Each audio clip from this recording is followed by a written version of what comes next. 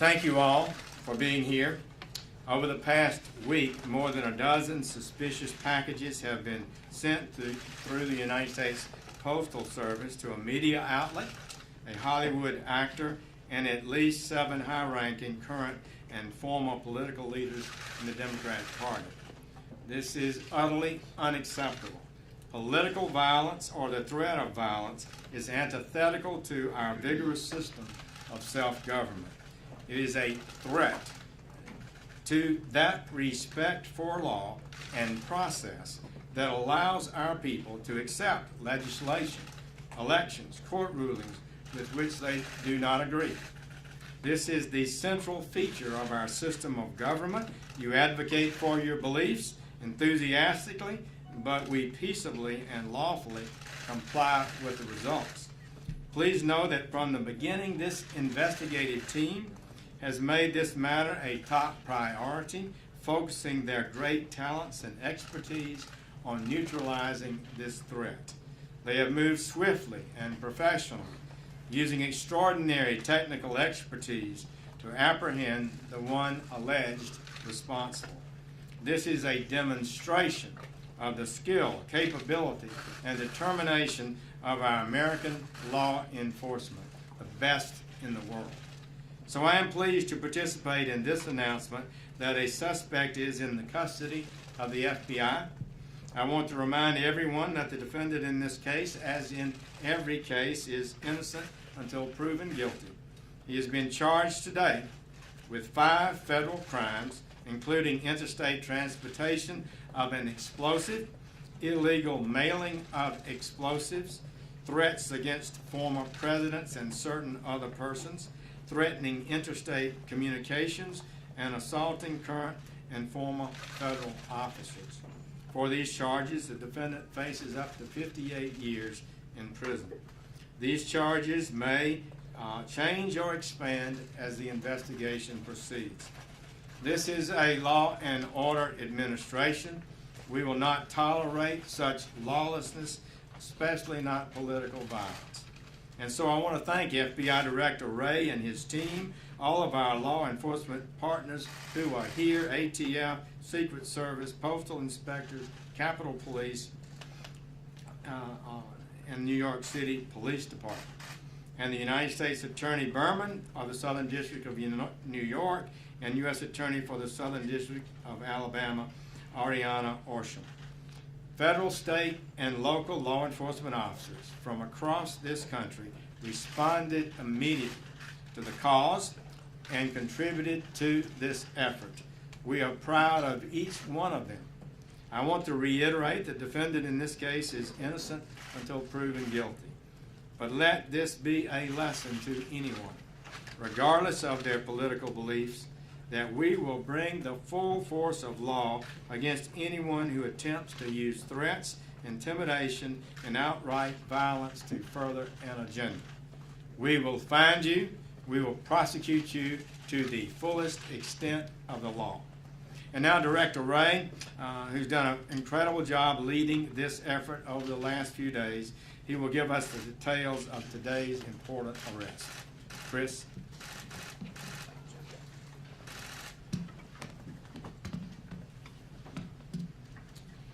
As the Attorney General has confirmed, we have arrested Cesar Sayoc in connection with this investigation.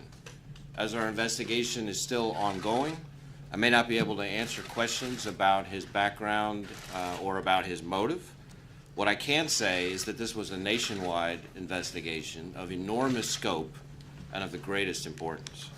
Our investigation ranged from New York to Delaware, to Maryland, to the District of Columbia, to Florida, to California.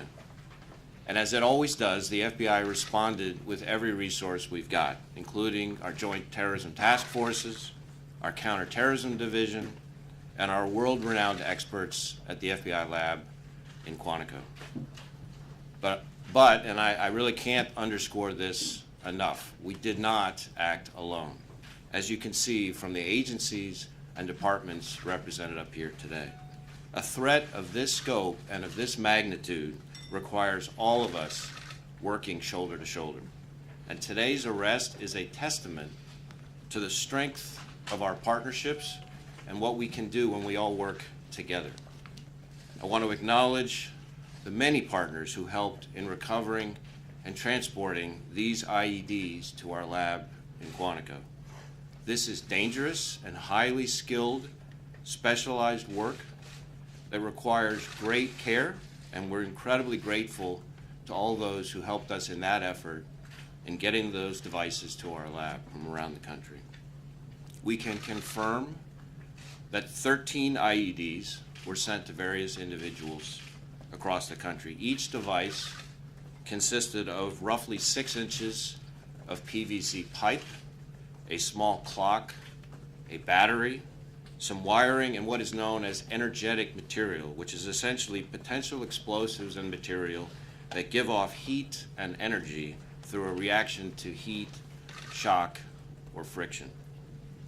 Though we're still analyzing the devices in our laboratory, these are not hoax devices. I want to focus for a moment on the amazing work of our folks at the FBI lab. Based on their initial analysis, they uncovered a latent fingerprint from one of the envelopes containing an IED that had been sent to Congresswoman Maxine Waters. We have confirmed this fingerprint is that of Cesar Sayoc. There is also a possible DNA connection between samples collected from pieces of 2 different IEDs mailed in separate envelopes and a sample previously collected from Sayoc in connection with an earlier arrest down in Florida. This is phenomenal work with the greatest pressure under an incredibly tight time frame. We see unbelievable work like this on TV and in Hollywood, but to see it up close in reality is something to behold. And we are so proud of our team at the lab for their work in keeping people safe and helping us to find the individual responsible. Late last night, we also turned to our partners in the Florida Department of Law Enforcement for confirmation of this DNA connection, and we want to thank them in particular for their very quick work. I also want to thank the men and women of the FBI's Counterterrorism Division, who remain on high alert every day to try to keep the American people safe from harm, and who move quickly and efficiently into action every single time. Today's arrest doesn't mean we're all out of the woods. There may be other packages in transit now and other packages on. So we need the help of everyone out there, every citizen, everyone in law enforcement, everyone we've got to help with this investigation in the days to come. If you've got any information, please call us on our tip line at 1-800-CALL-FBI or our email line tips.fbi.gov.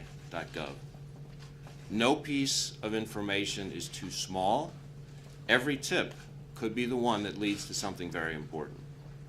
And of course, if you see something suspicious activity, please call your local authorities. We need all hands on deck. We need to stay vigilant. Finally, I want to thank our partners.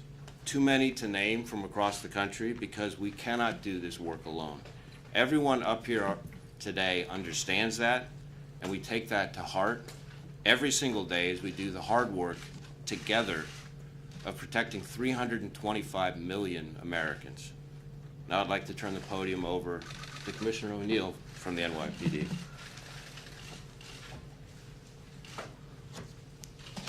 Thanks, Chris. Good afternoon, everyone. Of the men and women of the NYPD, quite frankly, all the people in New York City, I want to commend and thank all of our local, state, and federal law enforcement partners in this effort, including the Attorney General's Office and the U.S. Attorney's Office for the Southern District of New York. Our NYPD detectives, along with FBI and ATF agents, postal inspectors, New York State Police, and many others, they are one team on our Joint Terrorist Task Force. The JTTF in New York was the first of its kind in the nation. It's been in business since 1980. Today there are 300 investigators from 56 agencies. 113 of them are New York City cops. When it comes to terrorism in New York City, the NYPD doesn't do anything without the FBI, and the FBI doesn't do anything without the NYPD. That's a partnership that was forged in fire. In my 36 years in policing, our relationship has never been stronger. This case told that story again. New York City cops were side by side with FBI agents and many other agencies in Florida this morning. Together, they brought justice, as they always do. The wide experience of our agencies, coupled with the individual expertise of the members of the NYPD Bomb Squad, our highly trained Emergency Service Unit, our Intel Bureau, our Counterterrorism Bureau, our patrol cops, who were the first to respond to CNN, all helped lead to today's arrest. I couldn't be more proud of the work each of them did in this case and the work they do every day. We said from the outset that we would identify and arrest the person or people responsible for these acts. We can make that promise because of the confidence we have in our ability to investigate in a deliberate and precise manner. Today's arrest means that New Yorkers and indeed people across our nation are safe, but as Director Ray said, there might be more packages out there, so everyone still needs to take caution. And if you see something out there, call 911, and in New York City we have a number also, 1-888-NYC-SAFE. I want to thank the members of the public who contacted authorities with information during this investigation. New Yorkers don't back down, they step up every single time. We've been through things like this before and much worse. I'm never surprised by the unmatched resiliency our city always displays. Thank you also to the media for broadcasting the photos the NYPD released, because it certainly helped workers around our city identify additional packages and help move forward with this investigation. Thank you. Good afternoon. I'm Jeff Berman, United States Attorney for the Southern District of New York. 5 days ago, on October 22nd, law enforcement recovered the first device from a residence of George Soros. Over the last 5 days, as more packages were found across the country delivered to former presidents, federal officials, and public figures, our law enforcement community, federal, state, and local, has worked day and night together with other prosecutors from my office to identify and apprehend the perpetrator that has now happened. Today, my office has filed a complaint against Cesar Sayoc, charging him with multiple federal crimes for his insidious conduct. Specifically, the defendant is charged in 5 counts that include illegally mailing and interstate transportation of explosives and threatening a former president of the United States.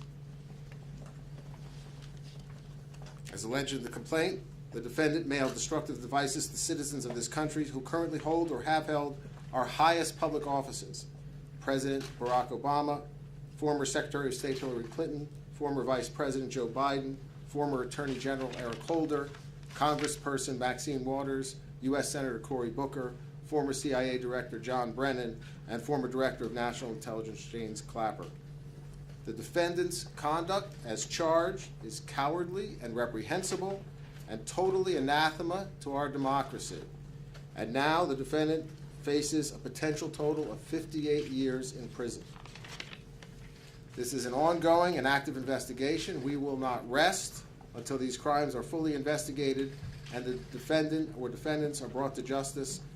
I want to take a moment to thank our partners, the Joint Terrorism Task Force, the FBI, the NYPD, U.S. Postal Inspection Service, New York State Police, the ATF, the hardworking career prosecutors and investigators in the terrorism unit of the Southern District of New York, and I would also like to thank the extraordinary cooperation we received from the Southern District of Florida. Thank you.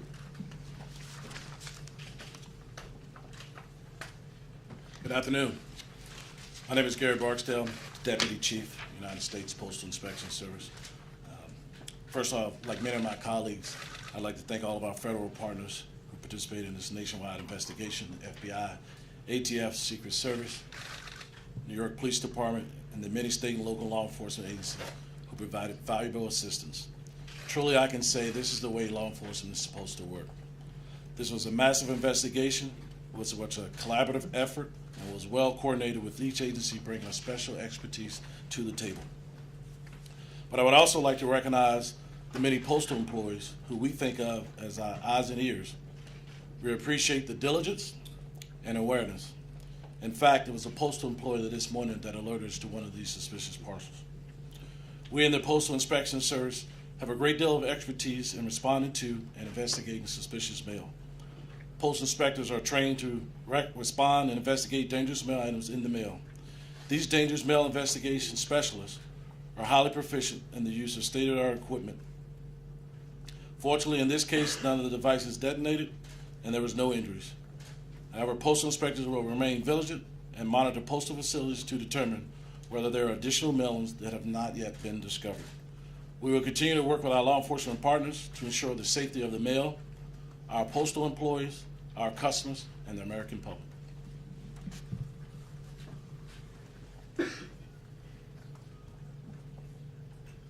Good afternoon. Tex Ellis, the Secret Service Director. Just as the other speakers have emphasized, I just want to comment on the importance of cooperation here.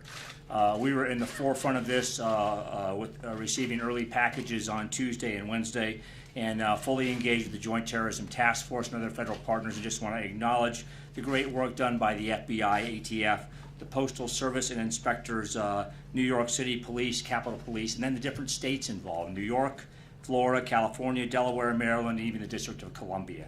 So, and I also want to spend just a few minutes to emphasize how seriously the Secret Service takes these threats, how important it is to provide protection to our protectees, including former presidents and the current president and vice president, and just thank our agents and officers and analysts who not only investigate cyber and financial crime, but provide world-class protection to our protectees. I think they've done outstanding work here. I would just also remark that since Tuesday, along with Director Wray, this has been our #1 focus of the agency, is to find the perpetrators of these incidents and to bring them to justice. Thank you. With that, we'll take a few questions. Pete? Mr. Ray, can you tell us along the lines of how fast this moved? When did you or folks isolate the fingerprint? So each of the devices was being brought through what are called total containment vehicles to our lab, and they were coming kind of seriatim. And we received some of them. The first 2 that we received were the devices that were sent to former President Obama and the DC package that was sent to Congresswoman Waters. And so the analysis began on that, I think, yesterday, and we were starting to receive information over the course of the last 24, 36 hours. So it was found yesterday. I don't have the exact time, but that's the ballpark. Here. A question for Director Wray and Attorney General Sessions. Can you describe your reaction to when you got word that there was a latent fingerprint that might lead you to a suspect? And also, could you give us a sense of why the devices may not have exploded? So what was the second part of the question? Any sense of why the devices did not explode? So on the first part, my reaction to hearing that we had a possible match just validated my unbelievable faith and confidence in the men and women of law enforcement, and in particular of the FBI lab. There's a reason why the FBI's lab is known as one of the very best in the world, and the folks who work there are extraordinary. And once I knew that they had a print, I was pretty confident that we'd be able to find the right person. As far as the devices themselves, it's important to say, as is in the complaint, that even if the devices, and we're still trying to determine whether or not they were functional, as they say, so we're doing all kinds of analysis on that to make a definitive determination, but they did contain energetic material, which, if subjected to the right combination of heat or shock or friction, could be dangerous to the public, and the public should treat any device like that accordingly. Yeah. Attorney General Sessions, could you tell us plainly, why was he targeting Democrats? I don't know, other than what you might normally expect. He may have been appears to be a partisan, but that would be determined by the facts as the case goes forward, and I'm not able to comment on that. Is he cooperating? We're not going to be discussing where the investigation stands at this time. I'm just curious, what role you think the rhetoric in the political arena might have played in this, and is that giving you more work? We're focused not on the talk, but on the work of the men and women of law enforcement here, and the work that was done over the last week is something that should make every American proud and grateful, and it's too early at this stage for us to be discussing motivation in this particular But case. just to follow up, are you concerned that nasty political rhetoric might motivate someone who's predisposed to violence to act out? We're concerned about people committing acts of violence under any motivation. Kevin? Director, do you believe that he's the only one involved in this campaign? And you continue to make reference to other devices that might be out there. Do you have any sense of how many that are still in the stream? So, as I said at the outset, and I think the Attorney General said as well, this is very much an active and ongoing investigation. We do believe that we've caught the right guy, but we also know that this is an ongoing investigation, and there's a lot of work still to be done, which means there's still plenty of unanswered questions. We'll do last question, Sarah. Was that my question? Yeah, that was my question. Matt. When did you first brief President Trump on having a suspect in custody? And if you could say what was his reaction?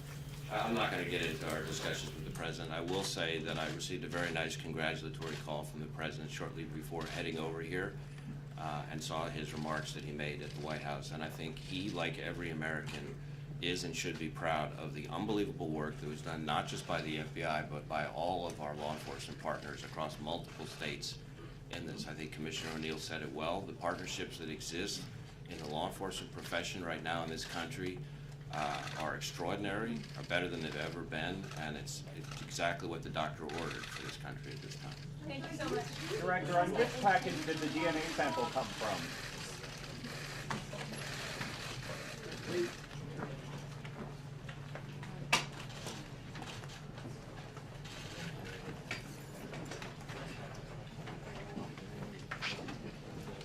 I can't take you.